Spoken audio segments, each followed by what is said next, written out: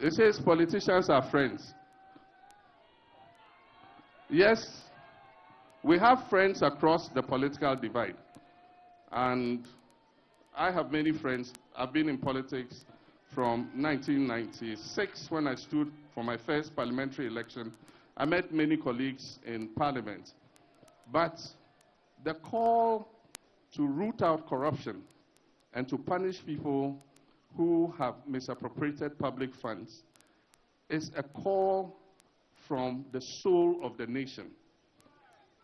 It is a call from the soul of the nation that for once we must put our foot down, because the youth are crying for opportunities, and the youth are losing faith in our democracy, and the youth are tired of being unemployed and hungry when they can see that the public resource that belongs to all of us is being corralled and squandered by a few people. And so if we don't do that, a time will come when some things will happen. There are two things that can happen. If people lose faith in our democracy, and that faith is going down, the last survey, it said it had gone from 74% to 50% of young people believe in our democracy. And so their faith in our democracy is going down. And as you continue to subject them to 000, 010, 100, 001, a time comes when they have no interest in the survival of the state or in the survival of our democracy. And in West Africa, normally what would happen is that a coup d'etat will take place. But in East Africa, civil unrest will take place, like we saw recently in Kenya.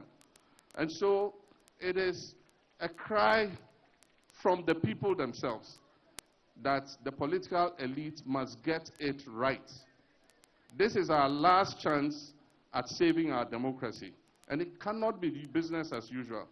And that's why I've said that the greatest fight against corruption is not prosecuting your political opponents. It is also dealing with your own people when they indulge in the same thing. And so I've said it several times that yes, we'll hold the government that is going out accountable for the things that have happened. We'll investigate them. We have a constitution, we'll go by the rule of law, prosecutions will take place, judgment will be given. And so that will do.